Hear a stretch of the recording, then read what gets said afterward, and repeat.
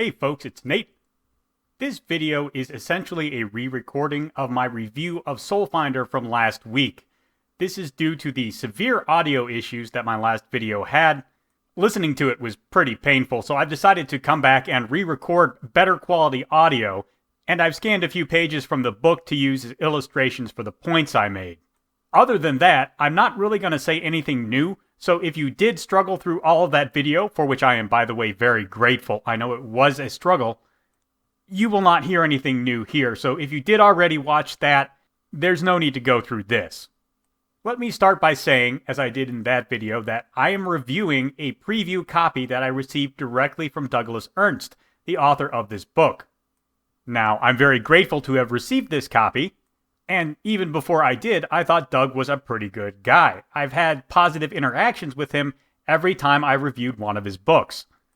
That said, receiving preview copies can bias a reviewer. There is a reason people like Angry Joe are well respected for paying for every product they review out of their own pocket. Now, I did plan to buy this book ahead of time, and I will probably still buy a hardbacked version of the book, but I am reviewing a complimentary copy, and the only way to offset that fact is to inform the audience of that and let them draw their own conclusions. I've done that, so let's move on. Now, on the subject of the physical item itself, which is where I usually start in my reviews, I am quite well pleased. This is a saddle-stitched comic, as opposed to the typical hardbound comic that you get from Iconic Comics, but I actually kind of like that. It tells me that Iconic is branching out its formats, and you can probably get this cheaper than one of the hardback copies. So it's a good way to bring on board a new audience who doesn't want to spend quite as much for an actual printed book. The cover stock and the internal pages are all of the good paper quality I would expect from API printing.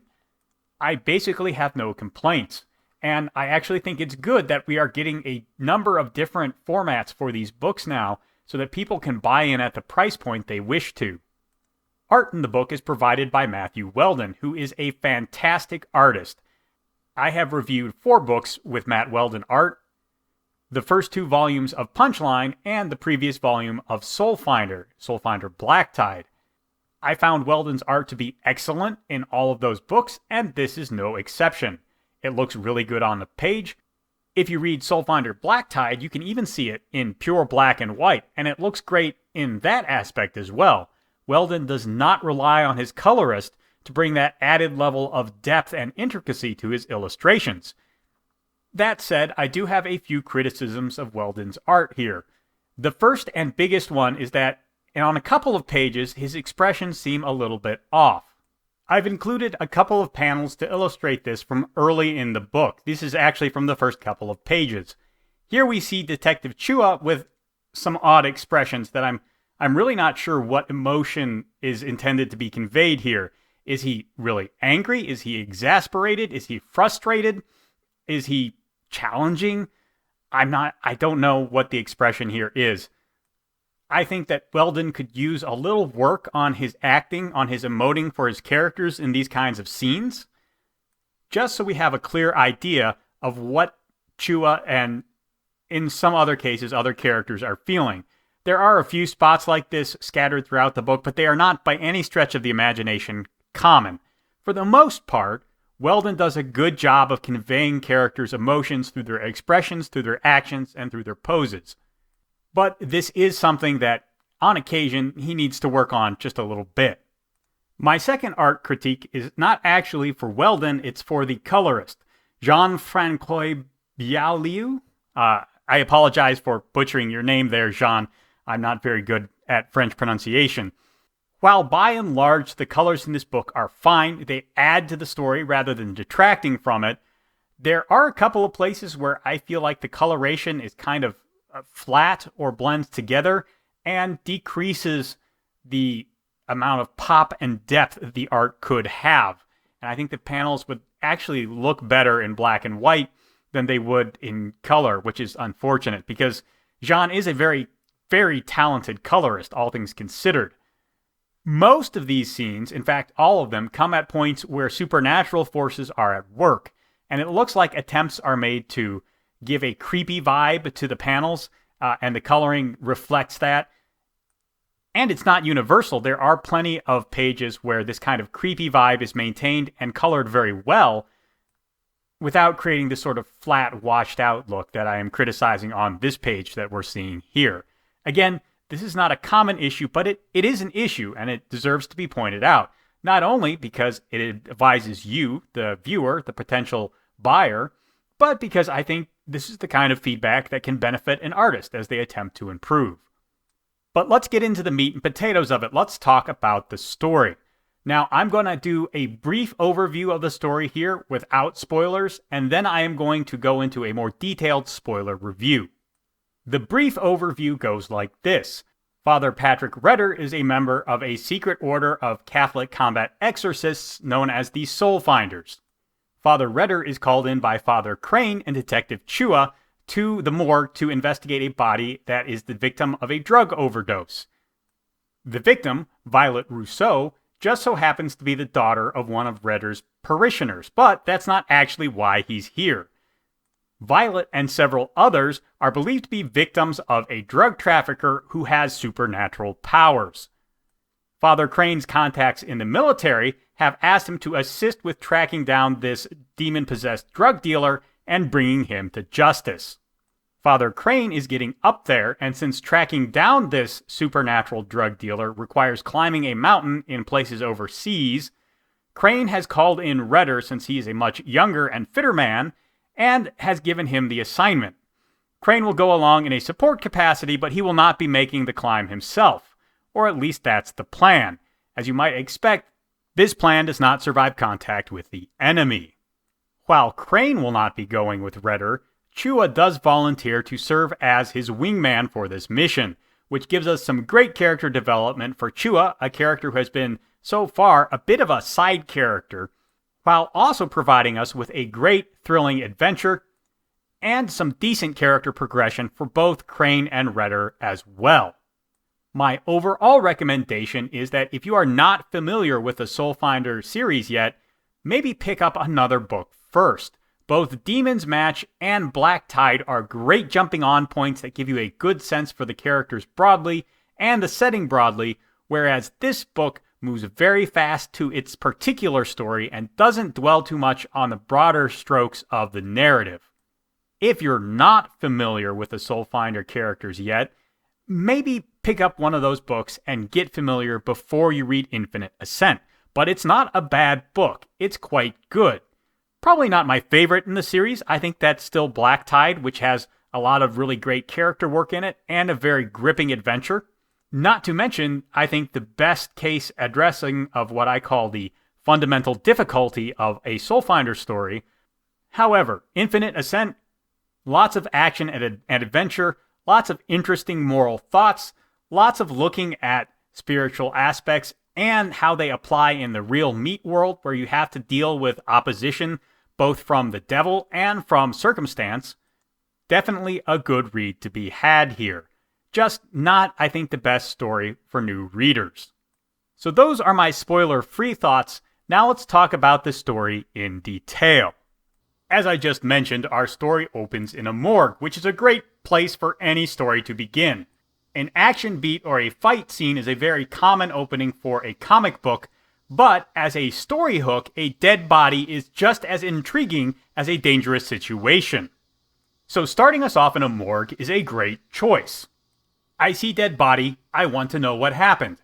This drives me to read the story. Overall, this scene works as kind of a mission briefing. We saw something similar in Soulfinder Black Tide. Our three main characters were brought together, given the lay of the land, and given a few basic facts for us, the audience, to work with before we hit the adventure running. There's nothing wrong with this format. It accomplishes several important things at once. It gives us the basic facts, the basic world building, and just as importantly, it shows us that our protagonists are competent and professional. They have come ready for the situation they face, and they are ready to solve the problem. All of these things are good to have. That said, I think there's a little bit much here. We get a lot of names, a lot of places, and a lot of alphabet soup government agencies thrown at us at once. The CIA, the Navy, and the Army Rangers are all name dropped in the first couple of pages. We also learn the name of our dead body, Violet Russo. We learn that she had a sister who is still missing by the name of Gemma Russo. And we learn that they are probably connected to the supernatural drug dealer Stephen Pock, alias Black Recluse. On top of that, we get the names of our protagonists, the pathologist who is conducting the autopsy, and the names of several other victims. This is a lot of information to throw at people very quickly, and I honestly think a little bit of it could have been cut to make these pages flow better. That said, they do get all the information across that they need to get across, and they go by very quickly so that we are ready to jump into our adventure with 2 feet. But before we can hit the adventure part, we have to do a little bit of exploring of Redder's world. I have to admit that I was surprised by this at first. The first book in this series, Soulfinder Demon's Match, was kind of a very personal look at Father Patrick Redder. He was not a Soulfinder at the beginning of that book, and we saw a lot more of him in his natural environment, at his church, dealing with his parishioners, dealing with his family, and some of the interpersonal conflicts there. Soulfinder Blacktide was a much more outward-focused story. Redder was a Soulfinder. He was given a mission right off the bat. Pretty much the entirety of the story pages of the book relate directly to that mission. It was my assumption that we were going to have sort of a staggered series of stories. We were going to have an inward-focusing story where we see a little bit more of Patrick and his work as a clergyman, and then we might get another story that was very focused on his duties as a Soulfinder, and it was going to be all about the battle between good and evil on the supernatural plane. However, Infiinite Ascent hybridizes the 2 kinds of stories in a way that is somewhat successful.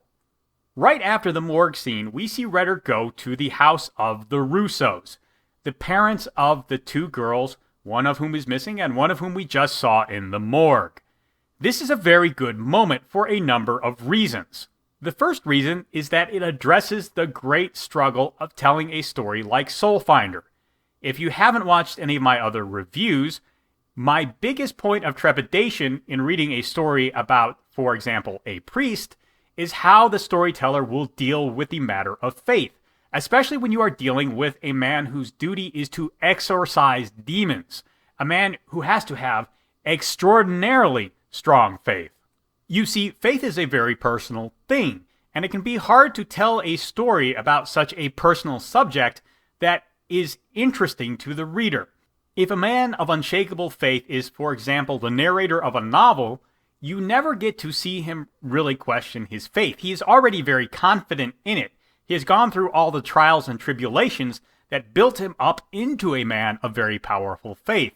Now, even very faithful, very devoted men of God still have struggles and doubts. But you cannot have that be the struggle with faith in every story, otherwise it becomes A, a little stale, and B, it begins to make us question how strong is our protagonist's faith actually. Ernst has done a very good job of writing Redder and Crane, and even to an extent Chua, who is a layman, not a member of the clergy, but still a pretty faithful Roman Catholic. Ernst has done an excellent job of showing us these men's faith while still also showing us the kinds of struggles that they can have as they attempt to carry out their calling in the world. In Infiinite Ascent, the Russos are a big part of Redder's struggle. They have lost a daughter. Another daughter is missing. This is not just an emotional struggle if you are a person of faith. It is a crisis of faith. You have to question the things you believe in and whether they are actually doing anything for you. Whether the God that Christianity says is out there and loves you does actually love you. And for Redder, his duty is to guide and calm them and support them through this process. It is a very good thing to show Redder doing that at the beginning of the story. This is something a priest has to do for their parishioners. It is its own kind of struggle that really only priests and other shepherds of the flock face. I am very glad that we see it in this story. That said, I think it could have used a little more time. To explain, we really only get about 5 pages of this story. Out of a 72-page book, that's a reasonable investment of time, to be fair. However, when someone has lost a family member, particularly a loved family member, but even an estranged family member, the grief and mourning you go through is not something that can be handled just by talking to someone. To help someone who has lost a family member or someone equally close to them requires a lot of coming beside them, and it's very hard to give it a simple, round word. It will just sound trite. What has to be done is you have to spend time with them. You have to show them that they still have meaningful bonds with other people in the world.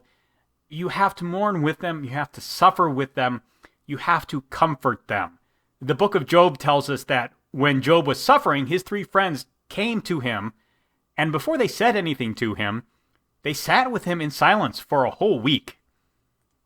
It is that kind of devotion of time and care for a suffering and bereaved family that really makes a difference. That is really the duty of not just friends and loved ones, but also a priest who has bereaved parishioners. We don't really see a whole lot of that in this story, which is unfortunate.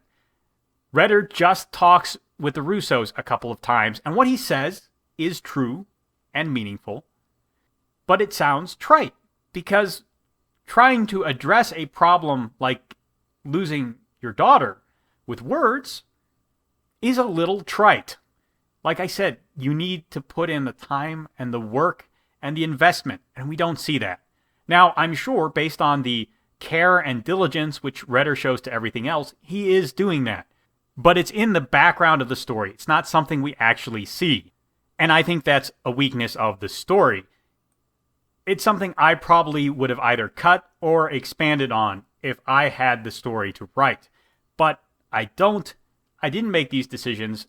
And all in all, I think Ernst deserves half credit here. He did show us something that is very important to understanding Redder and the difficulties he has as a priest, even though I don't think it was explored as fully as I would have liked it.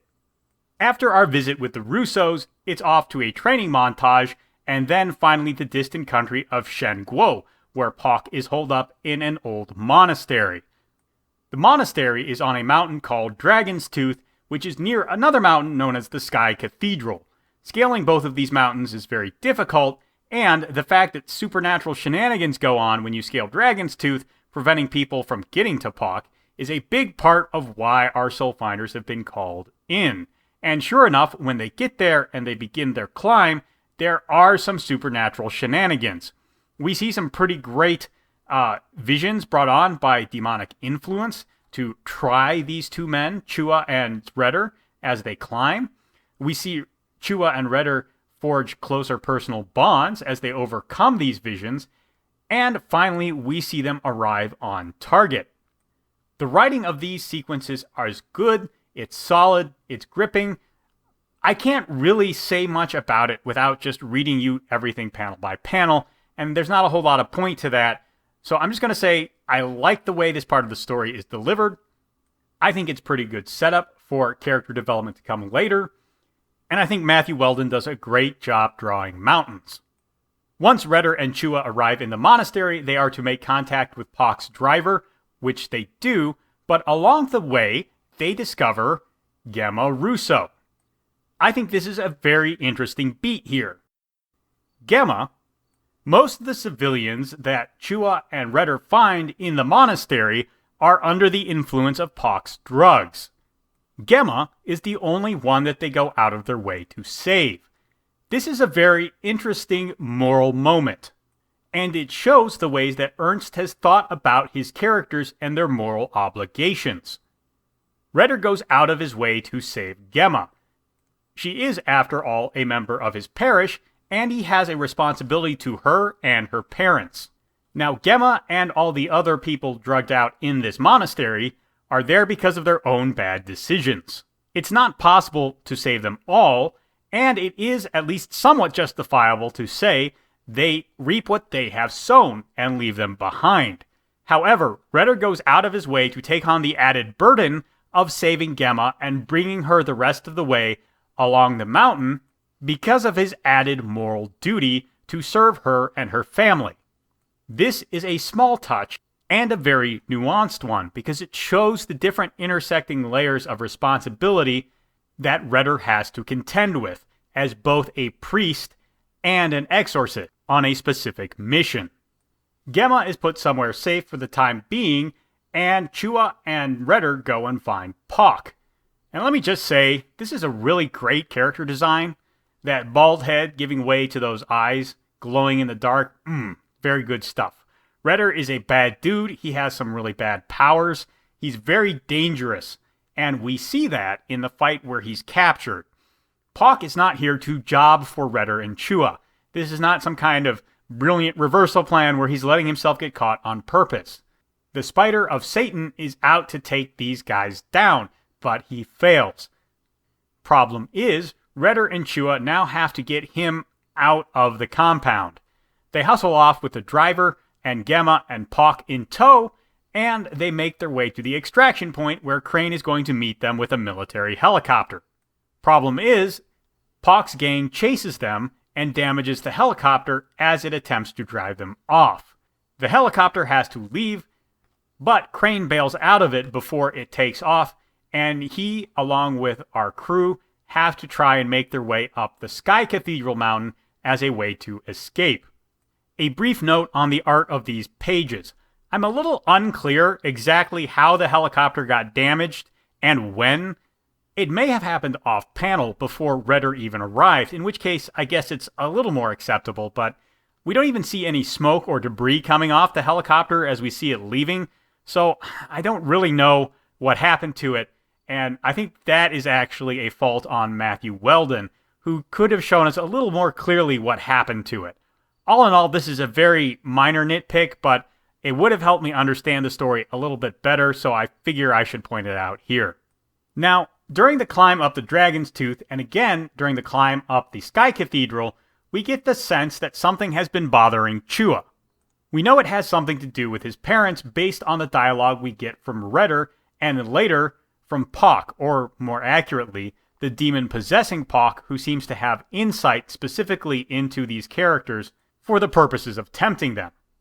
All in all, the climb to the Sky Cathedral is a very different thing from the climb up the Dragon's Tooth, where that had some interesting action in it mixed in with the supernatural visions.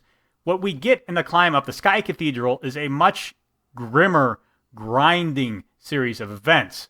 We alternate between seeing the characters undergoing the grueling physical task of making the climb and the equally difficult, for different reasons, task of guarding Pock, as the demon within him tempts them, taunts them, and mocks them. On top of that, no one is certain whether the Sky Cathedral offers actual salvation for our characters or not.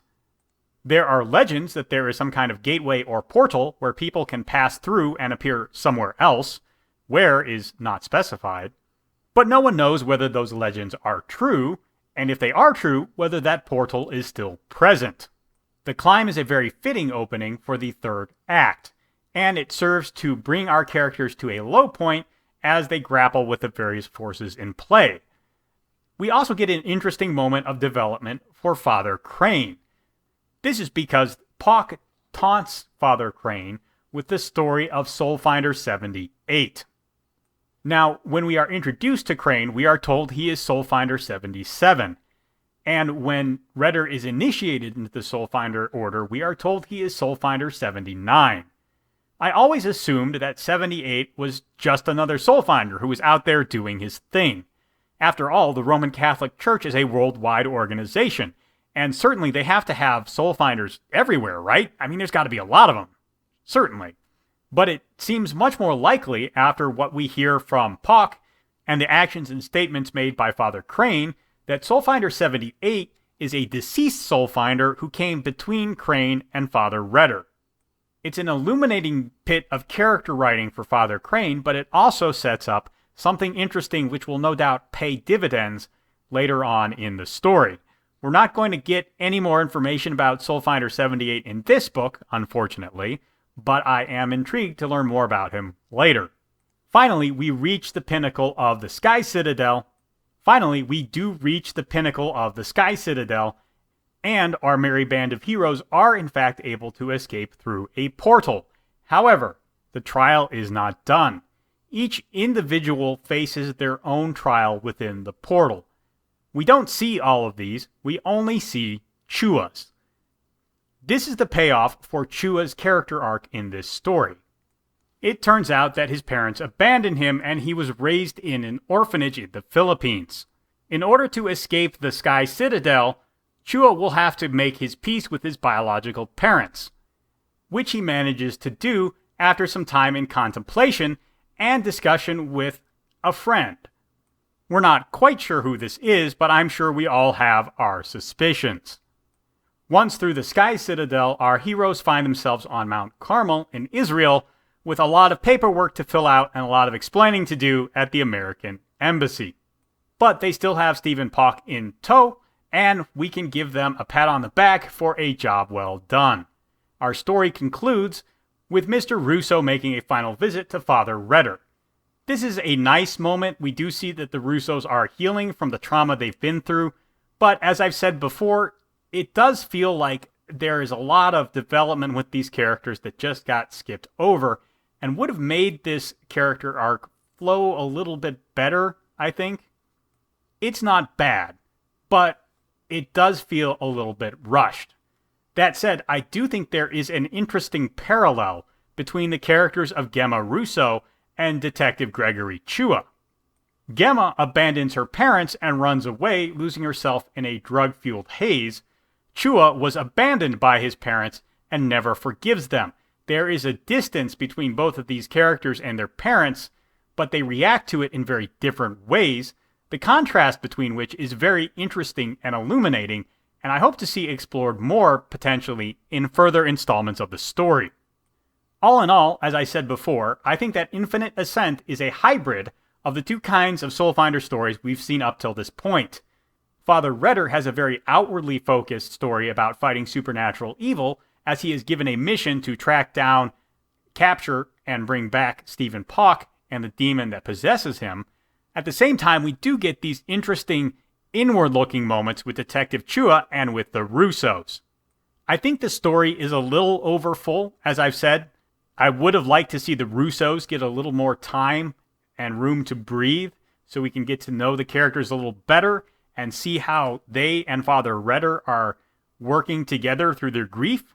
But all in all, I think this is a decent shot at hybridizing these two kinds of stories, and I hope to see the balance improve as time goes on and we get more of these kinds of stories. So there you have it, my thoughts in detail on the story of Soulfinder Infiinite Ascent. It's a pretty good entry, as I said, not my favorite entry, but a very good story with great adventure in the company of good characters. All in all, well worth your time. Anyway, that's all I got for you today. Let me know what you think down in the comments below. There's a like button and a subscribe button down there. You can use those as you see fit. And I will talk to you later.